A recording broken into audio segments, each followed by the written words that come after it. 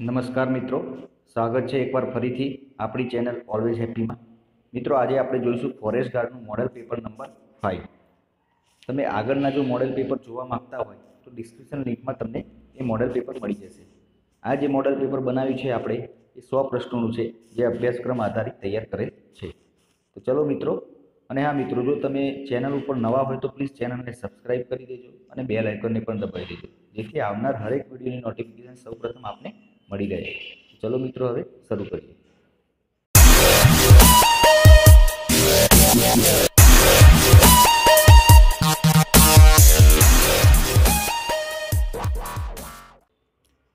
તો મિત્રો, આ રહ્યું આપણું ફોરેસ્ટ ગાર્ડનું મોડેલ પેપર નંબર 5.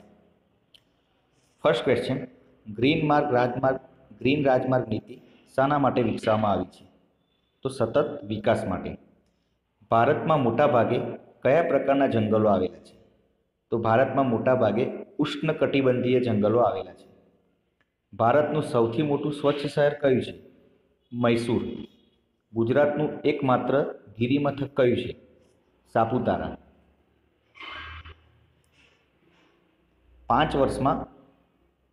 5મો ક્વેશ્ચન: વર્ષમાં સૌથી મોટો દિવસ કયો છે?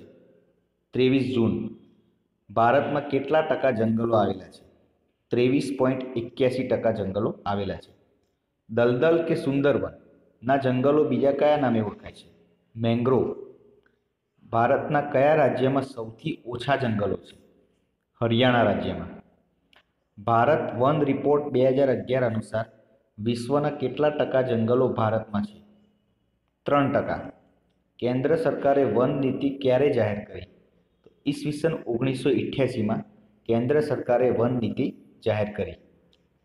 ભારતમાં વન મહોત્સવ ક્યારે ઉજવાય છે? તો જુલાઈના પ્રથમ અઠવાડિયામાં. રાષ્ટ્રીય વન નીતિની શરૂઆત ક્યારથી થઈ? ઈસવીસન 1952થી. ચિપકો આંદોલન કોણે ચલાવ્યું? તો સુંદરલાલ બહુગુણાએ ચિપકો આંદોલન ચલાવ્યું હતું. ભારતીય વન સર્વેક્ષણનું મુખ્ય મથક ક્યાં આવેલું છે? દહેરાદૂનમાં. રાષ્ટ્રીય વન નીતિ અનુસાર કેટલા ટકા જંગલો હોવા જોઈએ? તો 33% જંગલો હોવા જોઈએ. ભારતમાં જંગલોનો તાજો રિપોર્ટ કોણ આપે છે? ભારતીય વન સર્વેક્ષણ વિભાગ. ચિપકો આંદોલનને કયા પુરસ્કારથી નવાજવામાં આવે? તો રાઇટ લવલીહુડ પુરસ્કારથી નવાજવામાં આવે. ભારતમાં ચંદન વૃક્ષો સૌથી વધારે ક્યાંથી મળી આવે છે? કર્ણાટકમાંથી. ફૂલોની ઘાટી ક્યાં આવેલી છે? તો ફૂલોની ઘાટી ઉત્તરાખંડમાં આવેલી છે. ભારતમાં કેટલા ટકા જંગલો આવેલા છે? તો ભારતમાં નહીં, પણ ગુજરાતમાં કેટલા ટકા જંગલો આવેલા છે? તો 10% જંગલો ગુજરાતમાં આવેલા છે. રણને આગળ વધતું અટકાવવા શાનું વાવેતર કરવામાં આવે છે? ગાંડા બાવળનું. કચ્છના રણને આગળ વધતું અટકાવવા કયો બંધ બાંધવામાં આવે છે? સુરજબારી બંધ. કયો જિલ્લો ઇકેલિપ્સ જિલ્લા તરીકે પ્રખ્યાત છે? ભાવનગર જિલ્લો. કઈ નદીના પટમાંથી કાળી માછલી મળે છે? કોલક. ગુજરાતમાં કેટલા રાષ્ટ્રીય ઉદ્યાનો આવેલા છે? તો ગુજરાતમાં 4 રાષ્ટ્રીય ઉદ્યાનો આવેલા છે. સ્વતંત્ર ભારતની સૌપ્રથમ બહુહેતુક યોજના કઈ છે? દામોદર ખીણ યોજના. ગુજરાતમાં જમીનના કેટલા ટકા જંગલો આવેલા છે? 10% જંગલો આવેલા છે. ભારતના કયા ટાપુ પર 12 માસ લીલા જંગલો જોવા મળે છે? અંદમાન નિકોબાર ટાપુ પર. સુંદરવનમાં કયા વૃક્ષો થાય છે? તો સુંદરવનમાં ચેરી અને સુંદરીના વૃક્ષો થાય છે. દેશનો જૂનામાં જૂનો રાષ્ટ્રીય ઉદ્યાન કયો છે? કોર્બેટ નેશનલ પાર્ક એ દેશનો જૂનામાં જૂનો રાષ્ટ્રીય ઉદ્યાન છે. પ્રોજેક્ટ ટાઈગર ક્યારે શરૂ કરવામાં આવ્યો? તો ઈસવીસન 1970માં પ્રોજેક્ટ ટાઈગરની શરૂઆત કરવામાં આવી. એક સિંગી ગેંડા માટે કયું અભયારણ્ય જાણીતું છે? કાઝીરંગા. કાશ્મીરનું કયું ઘેટું તેના ઊન માટે જાણીતું છે? પશ્મિનો. ગુજરાતમાં ઘેટા ઉછેર કેન્દ્ર ક્યાં આવેલ છે? પાટણમાં. ગુજરાતની કઈ ડેરી દુનિયાભરમાં જાણીતી છે? અમૂલ. શ્વેત ક્રાંતિ શાની સાથે સંકળાયેલ છે? દૂધ ક્ષેત્રે. NDDBનું પૂરું નામ જણાવો. National dairy development board. ભારતમાં પ્રાણીઓની કેટલી પ્રજાતિ છે? તો 89,000 પ્રજાતિ ભારતમાં પ્રાણીઓની છે. સૌથી મોટું મહાકાય પ્રાણી કયું છે? હાથી. વિશ્વના કયા એકમાત્ર દેશમાં જ્યાં વાઘ અને સિંહ બંને જોવા મળે છે. ભારતમાં સૌથી વજનદાર પક્ષી કયું છે? ઘોરાડ. સૌથી ઊંચાઈવાળું પક્ષી કયું છે? સારસ, 2 ફૂટથી વધુ. ભારતમાં કેટલા અભયારણ્યો અને રાષ્ટ્રીય ઉદ્યાનો આવેલા છે? તો 480 અભયારણ્ય અને 86 રાષ્ટ્રીય ઉદ્યાનો ભારતમાં આવેલા છે. ભારતમાં કયા સ્થળે પ્રથમ અભયારણ્ય સ્થાપવામાં આવ્યું હતું? નીલગિરી ખાતે. વિશ્વ પર્યાવરણ દિવસ ક્યારે ઉજવાય છે? 5મી જૂનના દિવસે. વિશ્વ જૈવિકતા દિવસ ક્યારે ઉજવાય છે? 29 ડિસેમ્બરના દિવસે. પિરોટન ટાપુ શાની માટે જાણીતું છે? દરિયાઈ જીવસૃષ્ટિના અભયારણ્ય માટે. ભારતનું રાષ્ટ્રીય પક્ષી કયું છે? મોર. ભારતમાં કેટલા ચોરસ કિલોમીટરની નો ખંડીય છાજલીનો વિસ્તાર ધરાવે છે? લગભગ 43,000 ચોરસ કિલોમીટર. ફોરેસ્ટ રિસર્ચ ઇન્સ્ટિટ્યૂટ ક્યાં આવેલી છે? દહેરાદૂનમાં આવેલી છે. ગોળ ગધેડાનો મેળો ક્યાં ભરાય છે? દાહોદમાં. વર્ષ 2014માં કયું નવું રાજ્ય અસ્તિત્વમાં આવ્યું? તેલંગાણા. જે કામ 12 માણસો 9 દિવસમાં પૂરું કરે એ કામ 18 માણસો કેટલા દિવસમાં પૂરું કરે? તો મિત્રો, આમ તો આપણે અલ્ટરનેટ ગુણાકાર કરતા હોય અને પછી આ બાદની સંખ્યા ભાગાકારમાં લેતા હોય, પણ અહીં માણસો વધે તો દિવસો ઘટે એટલે વ્યસ્ત પ્રમાણ થાય છે. એટલે આપણે ઉપર ઉપરનો ગુણાકાર અને નીચે ભાગાકારમાં આવે. એટલે કે 12 માણસો 9 દિવસમાં કામ પૂરું કરે, 18 માણસો કેટલા દિવસમાં? તો 12 × 9 કરવાના ભાગ્યા 18 કરવાના, તો તમને જવાબ મળી જશે 6 દિવસમાં. કોઈ પણ બાજુથી શરૂ કરો, તમારો નંબર 13મો હોય તો લાઈનમાં કુલ કેટલા માણસો હશે? મિત્રો, આવો દાખલો હોય ત્યારે જે સંખ્યા આપેલી હોય એને એટલી જ સંખ્યા વડે સરવાળો કરવાનો. 13 + 13 26 થાય અને એમાં 1 બાદ કરવાનો, તો તમને જવાબ મળી જશે. તો જવાબ આવી જશે 25. આજે નાતિકે રાહુલને પરમ દિવસ ગુરુવાર મળવાનું કહ્યું, તો ગઈકાલ કયો વાર ગયો? સોમવાર. સિમ્પલ છે. સીપીયુનું પૂરું નામ જણાવો. Central processing unit. ગુજરાતના કયા જિલ્લામાં શાક પુષ્કળ થાય છે? વલસાડ જિલ્લામાં. માહિતી અધિકારનો કાયદો ક્યારે અમલમાં આવ્યો? તો 2005. પંચતંત્રના રચયિતા કોણ છે? વિષ્ણુ શર્મા. સમાજવાદી જનતા પાર્ટીના પ્રથમ વડાપ્રધાન કોણ હતા? ચંદ્રશેખર. ભારતીય નાગરિકતા ધારો ક્યારે પસાર થયો? ઈસવીસન 1955માં. રાજ્ય પુનઃગઠન આયોગની સ્થાપના ક્યારે થઈ? ડિસેમ્બર 1953માં. ભારતીય બંધારણમાં આમુખનો વિચાર કયા દેશમાંથી લેવામાં આવ્યો? અમેરિકામાંથી. વડાપ્રધાન નરેન્દ્ર મોદી અને બાંગ્લાદેશના વડાપ્રધાન શેખ હસીનાએ એકીકૃત ચેકપોસ્ટનું ઉદ્ઘાટન કર્યું. આ ચેકપોસ્ટનું નામ જણાવો.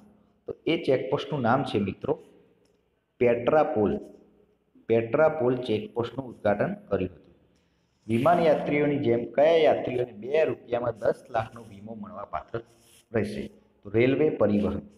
ટકાઉ વિકાસ સૂચકાંક ભારતમાં કેટલામાં સ્થાને છે? 110. DFIM, તો અહીંયા ક્વેશ્ચનમાં અને એક્સ, તો પ્રશ્નાર્થની જગ્યાએ શું આવશે? તો તમે જાતે ગણતરી કરી શકો. ડી અને એફ વચ્ચે ઈ આવે, ખાલી એક જ અક્ષર છે ડીઈ. પછી એફ અને આઈડી વચ્ચે 2 અક્ષર છે, એફ, જી અને એચ. એ રીતે આઈ અને એમની વચ્ચે 3 અક્ષર હશે, તો એમ પછી 5 અક્ષર NOPQR. એ રીતે સ્ટેપ બાય સ્ટેપ વધતું જાય તો જવાબ આર આવે. 2x + 5 = 11. તો એક્સની કિંમત, તો 2x + 5 = 11. તો 2x = 11 માંથી પેલી બાજુ લઈએ એટલે 5 બાદ થાય, તો પછી જે આવે 2x = 11 માંથી 5 બાદ કરો તો 6.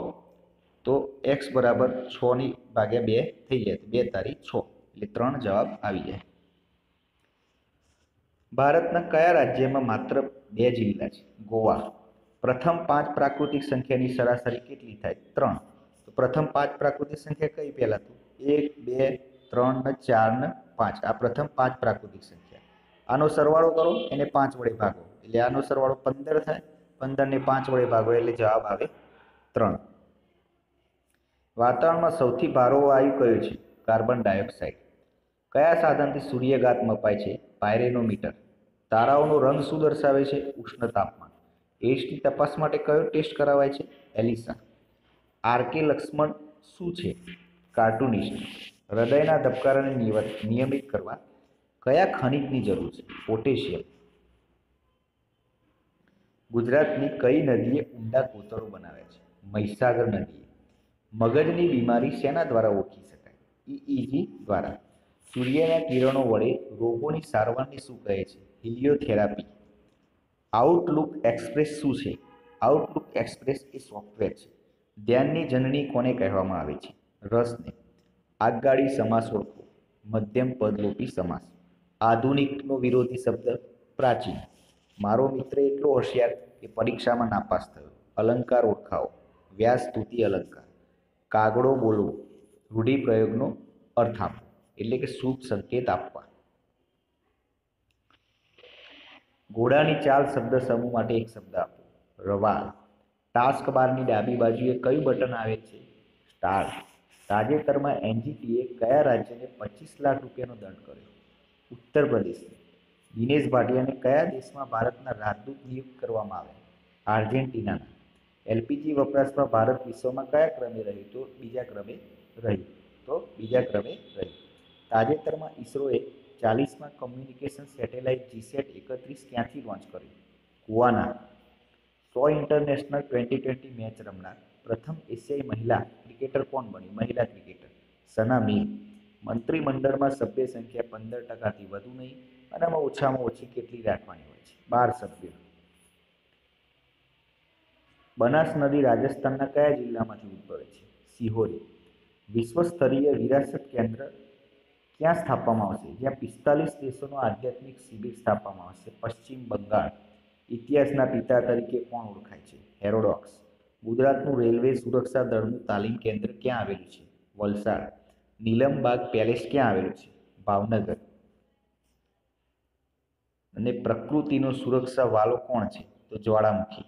કાયદા દિન ક્યારે ઉજવાય છે? 26 નવેમ્બરના રોજ. તો મિત્રો, આ હતું આપણું આજનું ફોરેસ્ટ ગાર્ડનું મોડેલ પેપર. કાલે નવા વિડીયો સાથે મળીશું. અને હા મિત્રો, વિડીયો પસંદ આવ્યો હોય તો લાઈક કરજો, કોમેન્ટ જરૂર કરજો. તો ચલો મિત્રો, કાલે નવા વિડીયો સાથે મળીશું. જય હિન્દ, જય ભારત.